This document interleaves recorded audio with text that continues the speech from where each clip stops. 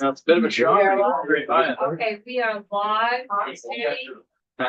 Going to take a little respite from our financing discussions, and we are going to Jill Remick on Zoom. And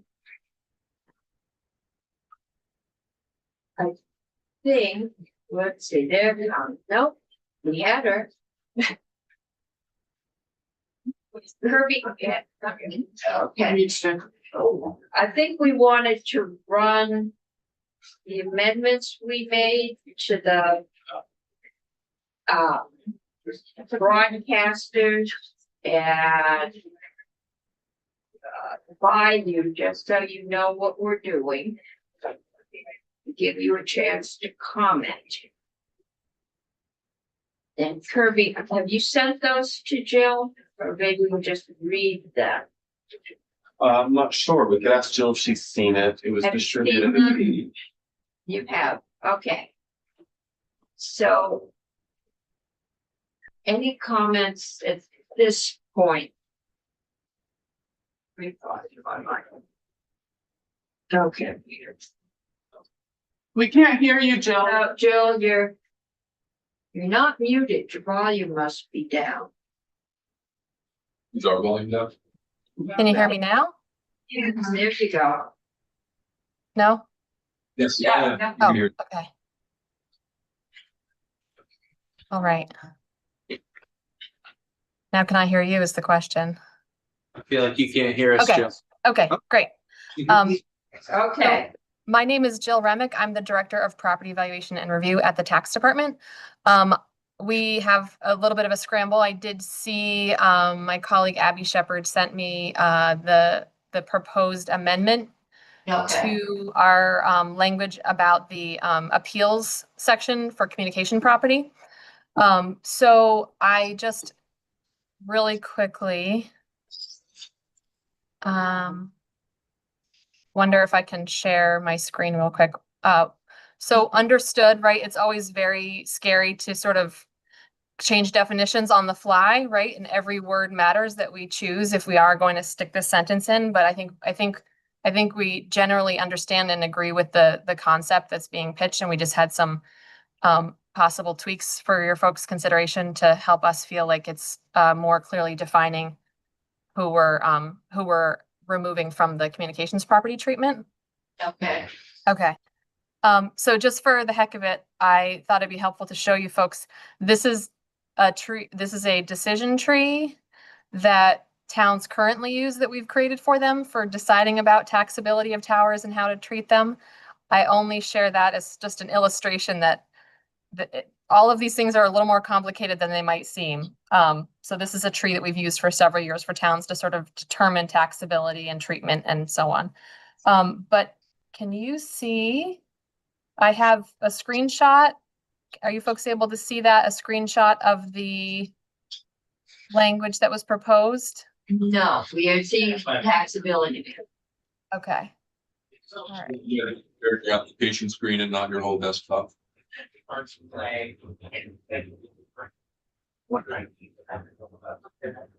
right. Okay, here we go. Okay. So what I got a screenshot of the proposed additional sentence. We definitely, like I said, we agree with and understand the concept. We just want to be really sure we're not inadvertently exposing or changing the treatment of things like cable providers or dish networks and things like that. So I'm wondering if you folks would consider a tweak that basically says it does not include property use solely, right? Sort of back to the point we were making earlier about different towers can be used for multiple pieces. So solely for that one-way broadcast radio or television transmission. The other component of the definition that we liked in this in the proposal was the serving the general public. Again, this is making it really clear. This is not entities that have subscribers that pay. This is open to the general public. These are the broadcast television, AM, FM radio, things like that. So I would just ask for your consideration in those sort of tweaks, but otherwise we're totally fine with making that clarification as long as we're not opening up a bigger can of worms. Anybody have a problem with that? That all set for the industry? Yes. Yeah. Okay, we're all doing this on the fly. I think if this says that if you have a tower, a radio tower, the ones I'm familiar with are the big ones over in Blush Hill. If you put a telecom antenna on that, then that you would, somebody, either you or the owner of the telecom probably would have to report. So that's, oh, sorry, Wendy Mays, Executive Director of the Vermont Association of Broadcasters. That was just my only question, was if a broadcaster owns a tower just like a farmer owns a silo and they decide to rent out a 3x3 space for a dish, they're just the landlord. Right. And it's the telecom that would be including that dish on within their communications property. Right, Right. in their inventory. Yeah. Okay, so that wouldn't be, all right. Okay, I think we can all live with this. This is so Okay. easy. Thank you, Jill. All right. Thank you for the chance to come in. I can email this to you, Kirby, if you'd like. If that makes Jill happy. Yes, please, very much, Jill. Okay. All right. Thank you. Thanks for the opportunity. We are drafting on the fly here. Okay, committee. Are we willing to go forward with the houses?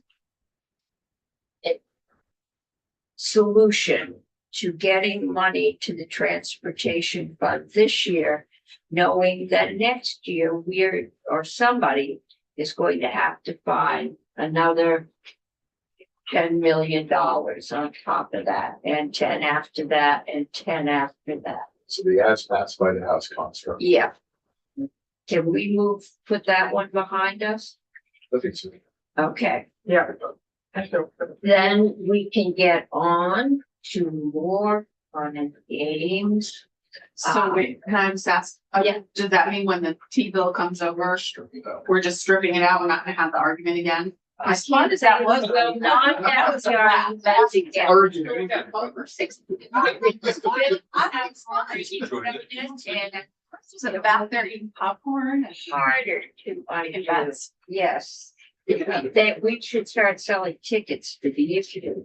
Madam Chair, Yes. could I ask, your indulgence, are there any other sections of the bill that related to money or tax policy that the committee hadn't gone over yet and made a decision about? Because the sooner we sort of get clarity on that, the Yeah. easier it might be for your colleagues across the hall. To do it. And I know you all had talked about the downtown and village center tax credit. You dealt with section 62 and 63. You know, on my list, looking at the fiscal note, I think we're down to the down payment assistance tax credit, the 10-year tax study appropriation, and all of the linking and decoupling. Okay. I don't think we should even looking at the appropriation for the 10-year tax It's, credit. for the 10-year tax study, it's Yeah. $100,000 to Yeah. JFO to hire some folks. So I was about, so we've gotten through section Yeah. 6. All right, we don't have any trouble with 7, as my notes say, that's CHIP is the same as TIF. We have added the Burlington TIF language. Equalization study to use 100% CLA when determined. These are all health IT fund for 5 years. Does anyone know why we're doing that, other than we probably need the money? The health IT fund? Yeah, Yeah, you have periodically done 1 or 2 year extensions on those sunsets. It's a 5-year extension, so it just continues status quo of having there's a piece of the healthcare claims tax that goes into the health IT fund, generates about 6 million. This just maintains status quo. okay. Okay, I don't think anyone is objecting to getting rid of NEAT and using NIPA because NEAT doesn't exist anymore. that's an easy one. You're gonna say, all right, there's another one, usually property, yeah. Property tax credit to be calculated using 100% of property tax liability. Oh, this is the one that says if you're separated and get in the process of getting a divorce, you aren't liable, your salary isn't counted towards the family income that is used to calculate the property tax credit. It is section 50. Yes. Senator Hardy. Can I ask Chris a question? Sure. Because this Chris and I were just talking about this. See, I remember everybody's names. Down payment assistance. It's not on table 2 in your fiscal note. It should be on. No, I actually am wrong. It is. It's not. It's the first thing on the table. It's And section we've already 17. voted that out. No, this is the down payment assistance tax Yeah, but we credits. did This is that in for another bill. First time home buyers, right? Yeah, that's different from the downtown tax credit. This Oh, yeah, no, but Yeah. we had another bill in here. would have been housing related. Yeah. It was from economic development And it's, that we had the same pretty chart. No, And it was the same bill that had the downtown tax credit in. so it's 350,000 and then 700,000. correct. Okay. We did that, so I didn't think we'd have a problem with something we did. We are changing the downtown tax credit to the 3,500, which. 350,000. Okay, aligning the estate tax filing threshold with the tax liability threshold, that's another, I think, housekeeping. Down payment assistance. We have done. I think we are now. Scholarship granting organization. Scholarship granting is the next red flag. Okay, the House has said. We're not gonna do it this year. But we keep our options open for next year. I think, and kind of claims the authority to make that decision for the General Assembly rather than the governor. I know that the governor would like that authority. We had that testimony in here. I think the testimony also was that the governor liked the construct that came to us from Senate Education, which was that we would do a scholarship, SGO, getting that mixed up with NGO, to do scholarships for after school tutoring, maybe summer programs, lower income kids. I don't know. It would always be lower, but that have that bill. The House has not. We could attach our bill to this bill, replace it, and that would send it to committee of conference for further discussion. Or we could strip it, or we could go with this, or we would do a completely different animal. Senator Children. So what I heard Rebecca Smirnoff say, Smirnoff? That's Fear not. That's spirit. Sorry.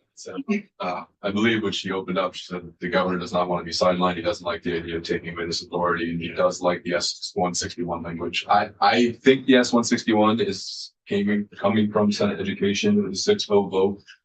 Clearly articulates the intent of this legislature to narrow this to really truly worthy causes aligned with our values. So I support S-161 as a replacement for these two bills, or these two I sections. know, like, the chair doesn't like me talking about the federal administration, but what are the chances that the wording for this particular structure will have poor kids in mind? Like, that just doesn't seem to be a focus of this administration.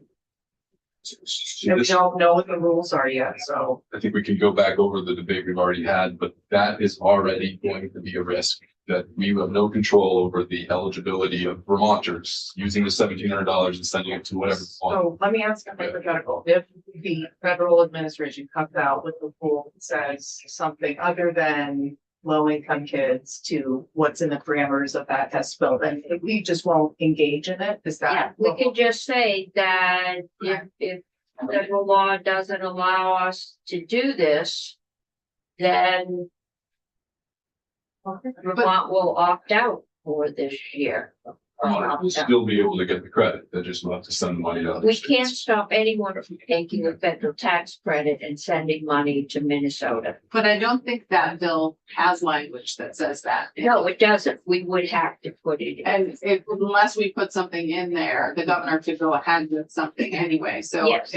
if we are gonna do that construct, I would like language that says, that's explicit, that says that if the federal guidelines come out and it's Not- not allowable, that we're not. I think we may need to finesse some of that structure too. I don't think it was in completely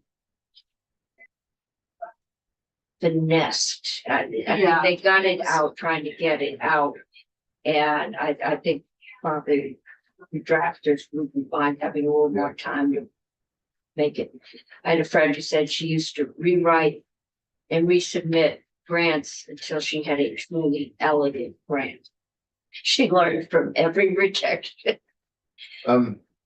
Senator, you said, Yeah. this is not allowable. What is this? Well, so I think it's possible that the federal guidelines might come out and say states can't restrict the money to a certain cohort of kids, like you can't put income limits on it, or you can't put other restrictions on it. And if that's the case, then we couldn't just target it toward low income kids, or the federal government might say you can't restrict it to certain types of education programs. Like, I think that bill, I haven't looked at the language for a while, that is for after school and summer programs, right? Right. So they might come out and say this could only be for school year programs or something like that.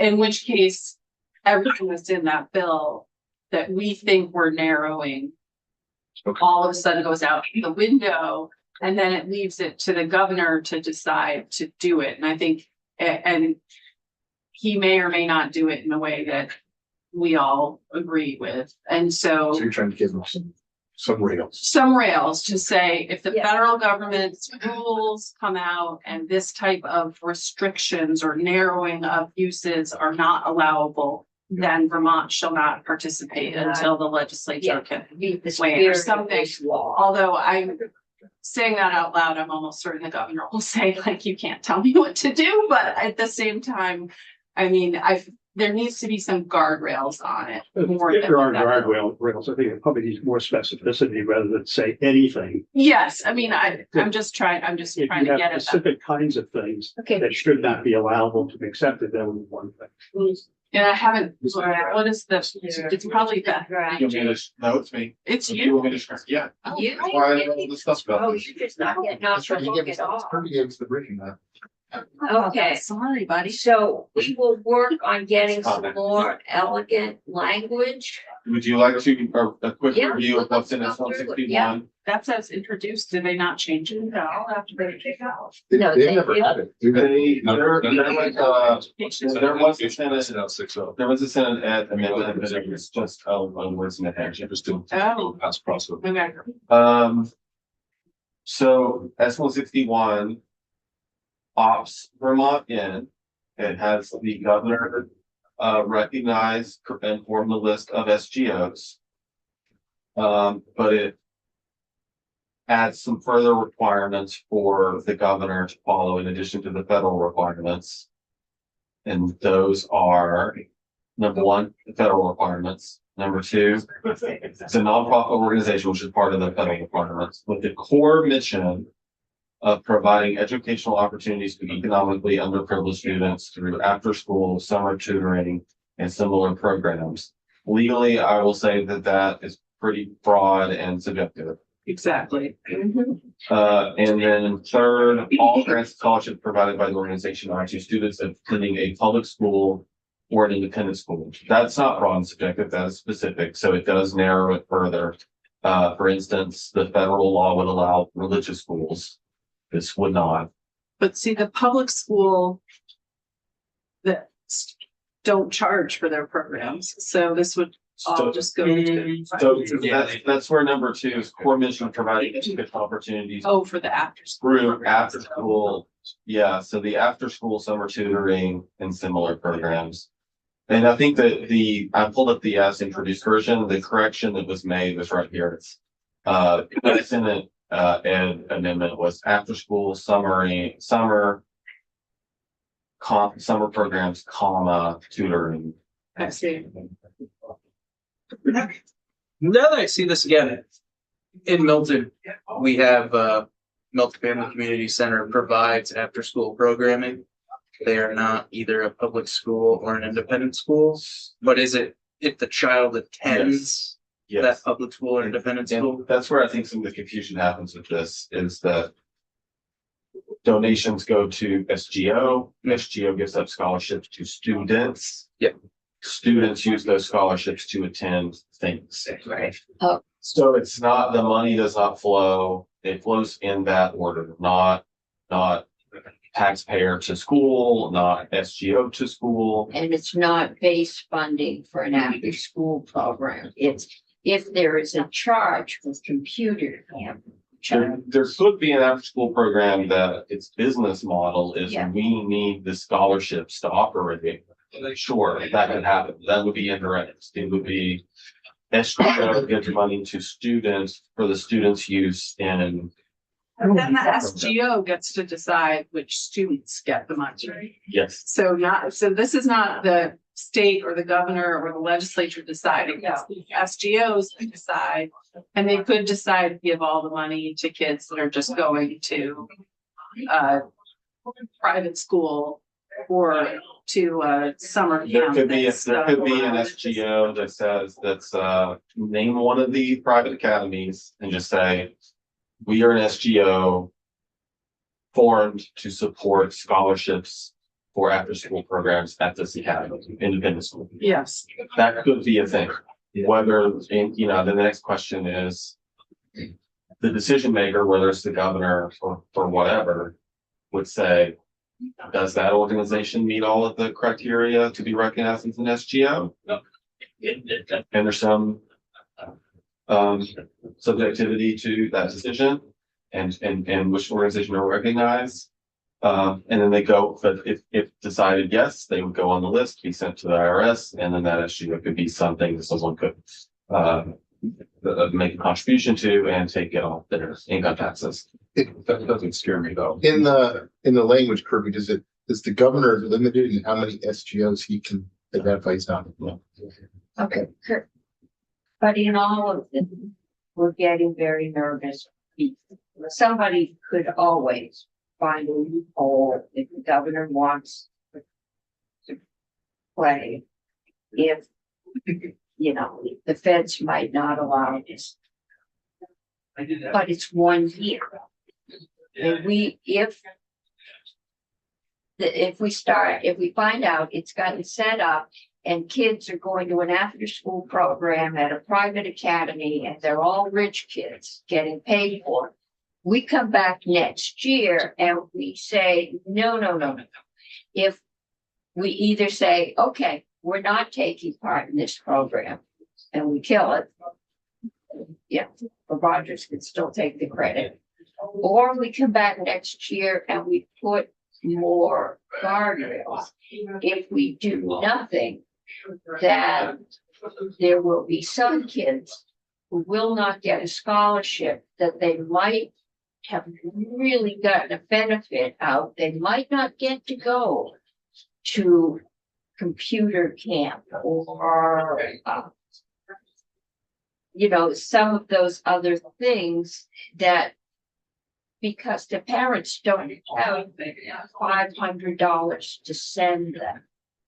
but the SGO is the one that gets to decide if the kid gets the scholarship.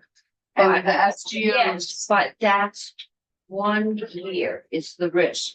If the SGO doesn't do what we intend, despite all of that verbiage, then we come back the next year and we kill them. Say, no, you're not, this SGO is blackballed.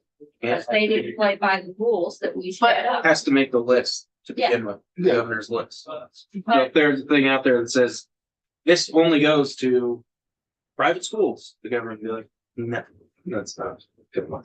Well, I mean, the SGO, it doesn't say that the SGO has to be an organization that gives funding to both public and private schools. It just says the grants have to be provided to students who go to public or Yes, private. so the SGO. But it has to make the governor's list. I know that the governor could pick one that makes his list that just goes to private school kids. But the money could only be Could pick one that used. just goes to public school. Yes, Exactly. I mean,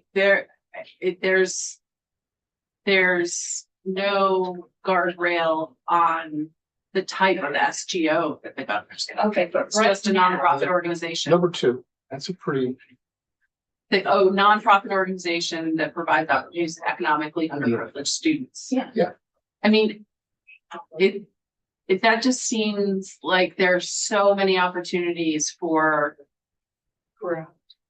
people to just set up a like shell organization that funnels or, money to scholarships to their. It goes specific on in the program. next paragraph, Then though, you go, that grants and scholarships provided by the organization are intended to students attending a public school as defined, or an independent school defined by, again, same title, but 11(8), Right. that is also capable of receiving public tuition.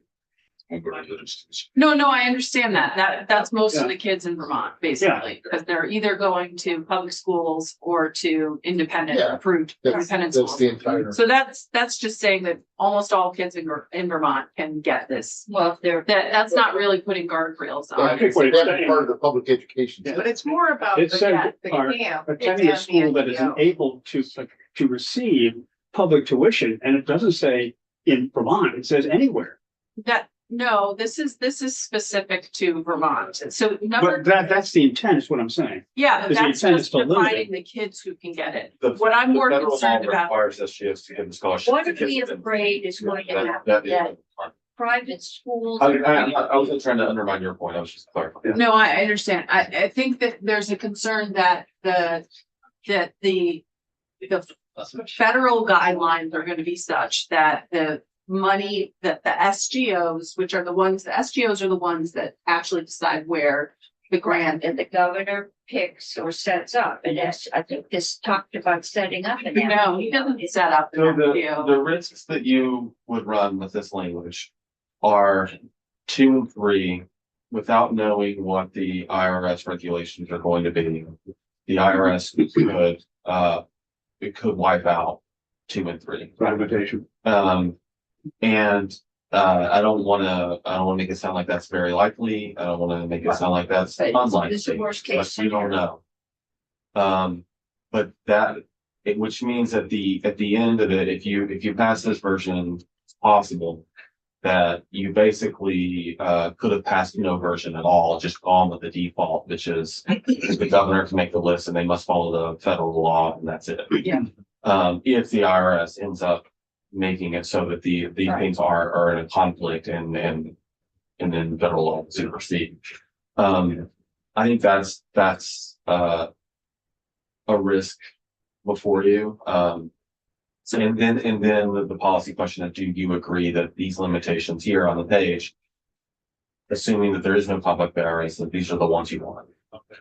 So can we put language in that says if the federal guidelines negate 2 and 3, then Vermont shall not participate? Yeah, it could be, That's it could be not- something to the extent of if any part of this statute is unenforceable or becomes nullified by federal law or regulation, the governor shall not make a list or shall not provide a list, something like that. Or we Yeah. do the House proposal and wait till we know what the guidelines are for the events. Because the governor may make a ruling and scholarships or whatever may be distributed, and it's only after that that you hear from the federal government in one way, shape, or form that gift is improper. Let's just say they fall. You may not know it That's at the time, it's made, be able to prevent it. Well, I don't think SGO will be identified until the federal language. Yeah, exactly.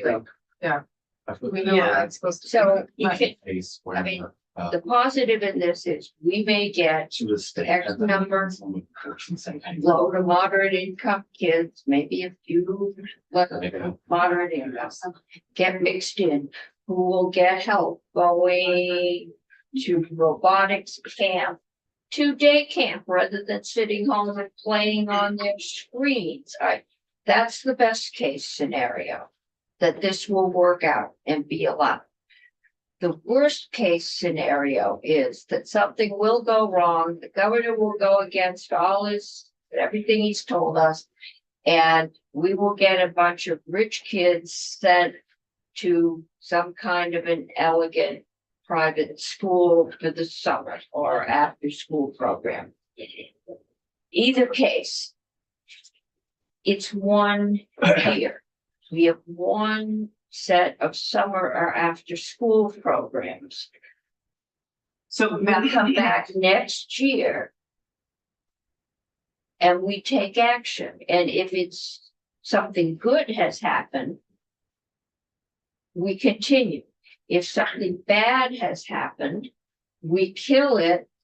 We've got a couple of rich kids who've gone to private school and had a good time one summer or after school. And the next year, we either say, okay, this didn't go the way we want, we're out of here, or this did go the way we want, and we're going to enhance it. The risk is some kids are going to get something they wouldn't have had if they're poor. Can I ask a question and then Yeah. make a proposal? If the governor approves an SGO, can he say, and then the SGO does something that he doesn't like or breaks a rule, can you revoke the SGO's eligibility? I imagine that would go down, it's less likely to not happen all at once, like over time. But yeah, like the list would be submitted year to year, so Okay. if something happened in 1 year, that organization would not be listed in the next year, especially if it's a violation of the federal law. Then following federal law, the government should not be recognizing those that don't qualify under federal law. Right, and the federal law could be that they have to be, Federal laws relates to, like aspects about, household income and. Yeah. And things like that, and what the expenses of the scholarships being handed out and used for. yeah, So there's a few different reasons that an Okay. SGO might not qualify. How they're using their money might be one. yeah. They're fun, If they're keeping a lot of it. yeah, I mean, there are very few rules on these SGOs, they could. These could be just like ways for these kind of sketchy nonprofit organizations to collect On this. donations, but. I think if we can put the language in that basically, that I think you suggested, to put guardrails on it. Even though I don't like this, I can live with it as long as we put the We're going to guardrails. conference with it, so. To that, really quick, the language, I think I heard the chair say, I think gets to your point. What if it explicitly empowers the legislature to revoke that gubernatorial recognition of an SGO? So I mean, I think we probably already have that anyway. We can Yeah. pass laws, but it states clearly that the legislature can revoke the gubernatorially recognized SGOs. I mean, I think I would stand. we do have that ability in general, but I mean, to that, Belts and we could suspenders. put that belts and suspenders, but also we could we put a provision that the legislature reviews it? Is there any report in here that the governor has to submit? Could a have report? JFO, we have to approve all grants. JST. They love it. Yeah, that's right, JFC, thank you. The fiscal committee, we're meeting in July, October, and It was a fall, yeah, There's we some, meet once in the summer, I think. whichever's closest to the And then, yeah, so by the time these things are getting set up, you could ask to have them approve it. It's House and Senate, but it would give some legislative oversight. Not approved, but given the explicit authority to revoke. And ask for a report.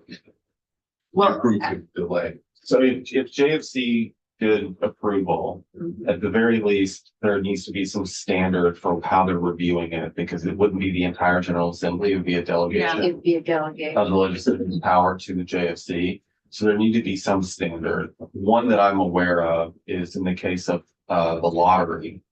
JFC has shut down the lottery under current law if it decides it's in the best interest of the state to do so. So it could be, so there's that best interest of the state standard that exists with the lottery that the JFC has. It could be like that, where the JFC could decide either to remove an organization from the list or decide not to submit a list, either one of those things, if it's in the best interest of the state to do so. That would be an option. Another thing that comes to mind as far as legislative review would be to put in an express provision that an SGO will provide any this is where we might need to massage it, but documentation as requested by the legislature. yeah, I like that too.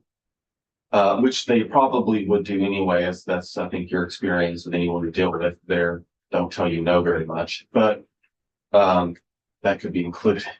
Is that like when you ask tax to give some info, they're not like, no, Oh, they do it. But you can have that expressly in there. Okay, I like those all right. more guardrails to make Okay. sure that. Yeah, we're- guardrails. so We have the JFC, House JFC guardrails. that, and then if any of this becomes nullified Yeah, by federal. just thinking, trying to keep it simple. Okay. You know, a joint fiscal committee doesn't, you know, necessarily know much about it. Can you scroll down so we can see 2 and 3, Kirby? No, I mean, yeah, there you go. What if we just said, you know, not knowing what these rules are gonna be, not Yeah. knowing what these SGOs are, you know, what if we just said, instead of 2 and 3, if we just said the governor shall prioritize nonprofit organizations with the core mission of providing, you know, after school summer tutoring and similar programs to publicly, you know, children that attend publics. You know, just if we say prioritize, and then if there's something that like comes out that's not, doesn't fit into this category, we're directing, we're directing the governor to say, you know, if you've got all these SGOs, you've got half of them that are here and half of them that don't, then he will prioritize the ones that, So it wouldn't negate our language. no, it would just clearly tell him what to prioritize. Well, I think, does this tell them what to prioritize? It says that they, Well, I think it does, but I think it also puts him in a bind if the list that comes out from the Fed rulemaking is different than this list. This is on. right, well, I think that if the federal law comes out different than this, we don't want him to participate. Because this is what the legislature is saying, we want him to. Yeah, but we're in this awkward 1 year thing where we just said prioritize, and then once we know what the rules are, we come back next year and say what the actual rules are for 2000. I'd much rather prioritize the type of camp rather than the kid who's going to I'm worried Yeah. about what's happening at these camps, what kind of, whatever you want to call it, indoctrination or quote unquote education is happening at these camps. We don't know. I know some conservation camps that do some indoctrination. Okay, well, whatever, I'm just saying, we don't, any camps, we just don't know what they're gonna be doing, and that's what scares me, it's not so much the kids getting the scholarship. Yeah, I mean, that's, That, I You think have to that's, I say, think that's a good. you just say existing camps. Yeah. Existing camps are under so much liability threat right now. And if you makes you feel good, say non-denomination camps. that, I think that would get us in trouble, so I think. Yeah, I think, that- I mean, we could say something like licensed or approved that, or, you know, or working under. Can't skip Because that. I think Senator Gulick's point is a really good one, is that I'm not as concerned about which kids go to it. I'm more concerned about what are the work programs that they're going to and whether or not they're quality programs. All right, let's go to, you're the chair, co-chair, vice chair of Flint Fiscal? At least for the next 6 months, I'm Yeah. vice You're chair. vice chair right now. If we get after January, I believe I'm chair. Switch back. You're right, the JFC ripcord or skate. Maybe this would not be as much fun as the It last might one. make for, which was during it might make for COVID. an interesting Flint Fiscal. No, the last one was COVID. We had to approve every one of the Oh, yeah. grants that came through. We didn't have, yeah, Okay, all well, right. I mean, I'm agreeable. I mean, okay, let's draft some, I think you've got, we want to put some guardrails and say that, you know, if it's not possible, then that, you know, if the federal law, and you've had legalese that said if it's null and void under federal law, then we aren't going to participate this year. Okay, But if we can choose an NGO or a couple of NGOs, SGOs, that are going to provide scholarships to summer after school. I thought tutoring got thrown in there somewhere. Programs for underprivileged kids. Do we want to say something about those programs, though? That's the thing. I think Senator Gulick's that is really good, that they have to be something like. I mean, not this accredited or, you know. I know Licensed. that anybody accredits summer robotics camps. Well, I know. And if you put anything in there about denominational equity. No, but like, Hey, public schools are. Okay. Yeah. So to your point, Senator Hardy, is there a way to gracefully with legal terms qualify number 2 that they would be after school summer tutoring or similar programs that are recognized and used by public schools? Because public schools have after school programs that are associated with them. Same with summer programs. Is there a way to tie the listing of those things to public or independent schools?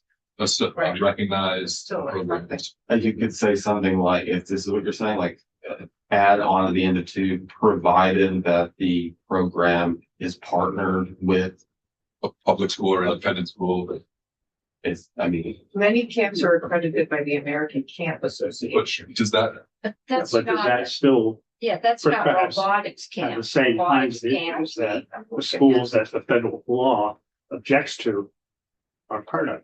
It's not day camp here in Montpelier, where you might be better off there than sitting home playing. yeah, I mean, I think everybody agrees that it's just, you know, how do we prevent the sort of fly by night thing that is just trying to get, you know, take advantage of this kind of The loosey hover goosey parent thing here, and I'm not sure we can do it. I can see the SGOs facilitating these camps saying, if you want to get these dollars, you need to partner with a public school or a independent school that is capable of receiving public dollars to be recognized as a partner. And I think that might address your. But Or what- that meet the standards as described at BSA, whatever the. Yeah, chapter I is mean, but I don't know relevant. what partner means, then they like, can look does at it.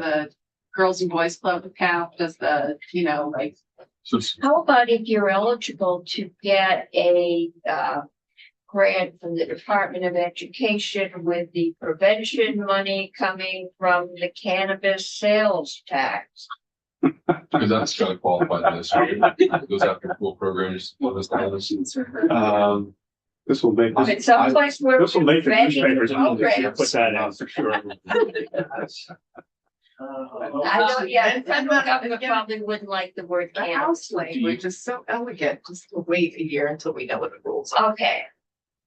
I think I'm hearing enough votes to go forward. So I'm gonna have Kirby draft as elegant, but at some point we have to relinquish control. Or we have to say, we're not gonna do anything. And we may lose the next Einstein because he didn't get to go to day camp. I don't think I say what, you know, You never know. You drop on. So anyway, just, So what I've heard, the only thing I've heard so far that seems concrete is a provision stating that if any part of the statute becomes unenforceable due to conflict with federal law or regulation, then no list will be provided to the US Treasury. Right. Is anything else? Were we gonna do JFC approval or not? If you do JFC approval, I do need to include some kind of standard. They would have to- Yeah. Standard of best interest of the state. Or like the SGOs, are they required under the federal guidelines to actually provide financial information to the state?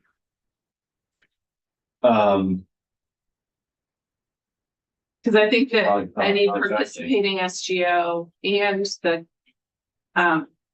should have to provide any requested You say additional information. an organization listed or seeking to be listed shall provide information to a committee of the General Assembly. Well, just like some kind of like annual report of the funds that they received and the scholarships they provide. We could do annual report. Yeah, I would want to put all the pieces you want included. okay, Just to see how many Einsteins they gave. okay, all right. Okay, it's getting late. I mean, we're beating the dead horse, but you know. these From my annual report might to just show up tax in committees. the summer and do summer programs and disappear all winter. Education. good. True. Yeah, maybe the education committee. They'll ask, go people want to. Okay, I'm gonna move us on because we're not gonna be able to vote this out because I got to give drafters time to do their thing. But I want to know where we are. I think we've agreed on the fish and wildlife. And What did we agree on? we agree, we need to have Michael O'Grady come down and look at. Can I interrupt? Yes, We just got an email from the Department of Fish and Wildlife, you got it also Kirby with some new language. can we send that new language to Michael O'Grady? He's CC'd, I think.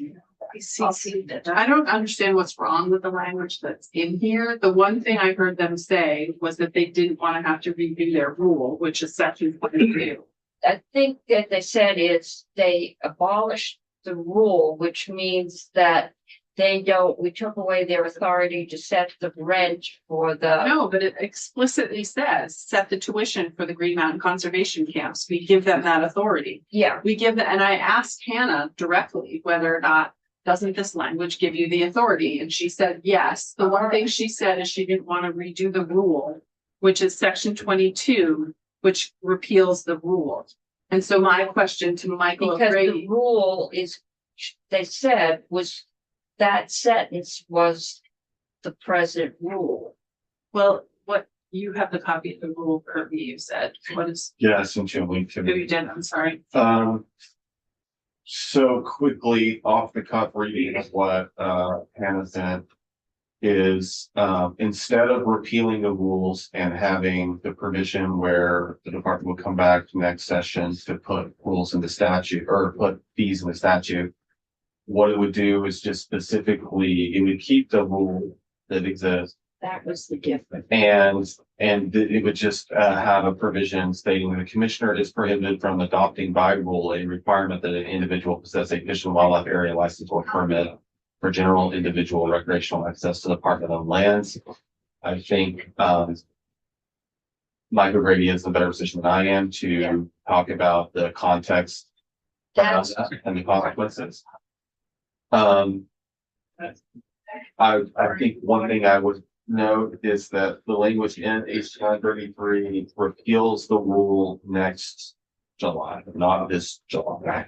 So that rule will be in effect at least until then. okay, but it's telling them Oh, it takes away the rule, tells them to come back next year.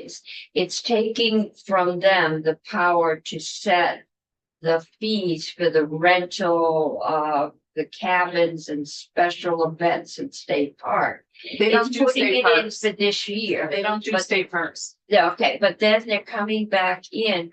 We are going to get the ability to approve the rates that they presently have the right to approve. They don't object because she said they're just going to submit what they've got now. But if you get a major, like, you know, a rock concert that wants to be in Groton and set up fireworks, they want to maintain their ability without our approval to set a rate for that within a framework. This does away with the rule, says you can do it for this year, but by next year, you have to come back and give us all your rates to approve. This is the way I understood And it. it limits the rulemaking as well, and I think that was Hannah's perspective was, you're limiting our rule, we understand. You're gonna repeal our rule next year, you're gonna have us come back if we want any new fees and ask for it to be put in statute. I think her part was, at least partly, if you're gonna repeal our rule, you're gonna make me redo it Mhm. with that limited authority. And she said, why go through that step when we could maybe have a solution here where we don't have to go through the rulemaking process. Because that takes a year to get through the rulemaking. And she said, I'm just going to submit the rule that I presently have. The thing that set this off is that they set a new, essentially a license fee. Or you could call it a use of the fishing access. There is an ongoing tension between the governor and the legislature over fees. They get to set fees, but nobody else does. And so I think that's what's driving this. She said, just leave what we've got alone. We understand, you know, you've held us harmless for this year, that next year have them come back with the proposal to do a fee for the use of the access ramp. Think that's what I understood her to be asking for. Well, I think that we still give them the ability to set the tuition and the fees. This year. No, this is in statute. We do it for all permanently. So yeah, again, H 933. Yeah, what do you? It keeps, Just look at. Well, I'm asking the 21. lawyer to tell us what it does. I'm not a lawyer. on, Come on, I feel very comfortable right now. Michael O'Grady can come over right now. okay, Good. well, You're all right. I will pump. I was trying to get you out of here before 6 o'clock tonight, but I failed. Why? It's We five. 4:54. Order pizza. No pizza, no ice cream. Ice cream, I'm going to ban all snacks. All right. I am insisting on water. All right. Okay, Water sounds good, actually. Were there, is Fish and Wildlife the last thing? Yes, let's. Is that the last item that we're gonna cover? I was gonna say we could cover Let's something else. see what else, yeah, let me get through the rest of the waiting. Yeah. Grant, all right, then there's the grand list, remove statute empowering director of PBR to supervise. These are all pilot special funds, PBR expenses, which isn't done. DD 54, 10 years, okay. That's the $100,000, which will then send across the hall for the regular 10-year tax study. What JFR. section? I am presently moving on, that's 54. 55, okay. 55, 56, 57, 58, 59, 60 through 61. 60 through 61 are all the coupling decoupling, right? 62 and 63, I think we have decided, which is to go forward with this proposal for this year, which is the readjustment of more from rooms and meals. West from 10 million from purchase and use being permanently transferred over to transportation. And that we will deal with transportation funding next year, trying to find additional money. And then there are the effective dates. So I think we are not agreed on. Okay, we've done 6. We are on this section, which is 21 through 23, and that's where you wanted to hear from Michael also. Yeah, I mean, the 21 through 23 is. Because my understanding of what Hannah was asking was she does not repeal the rule. Because she didn't want to have to do the rule. Right. And I But wanted she's to, gonna do the same, but then and she, it takes a year. but then she sent in different language just now. What she's suggesting in the language is different. Let's see which. It's just saying that the prohibiting. Commissioner is prohibited from adopting by rule a requirement that an individual possess a fish and wildlife license or permit for general individual recreational access to department owned lands. She doesn't want the.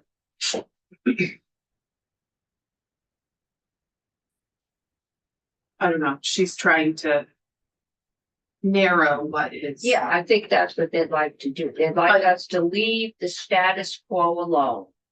And just say that you cannot adopt a new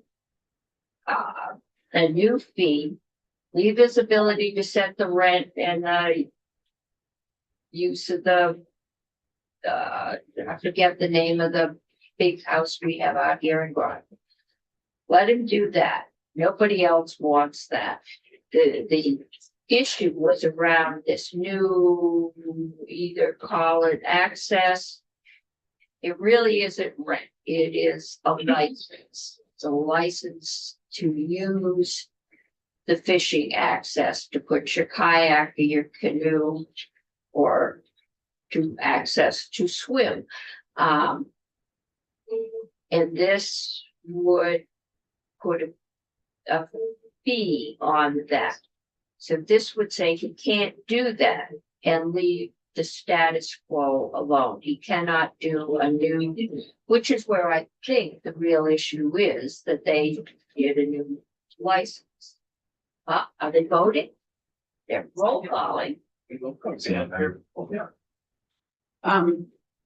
Which means we will be very busy next week. You think this one's hard?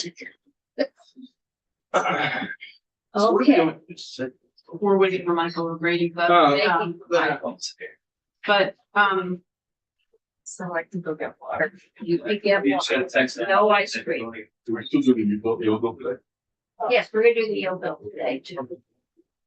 I think the yield bill if somebody can get us some amendments for tomorrow, it's gonna have to, we're gonna have to do some up and down votes. Okay. I canceled I got rid of my 3 o'clock at home, so I can stay as late as tomorrow. I'll just do anything for you if you just want. I would like to get you out of here early tomorrow. We could all just come in, sit down. So if shut that's up the and case, vote. can I talk to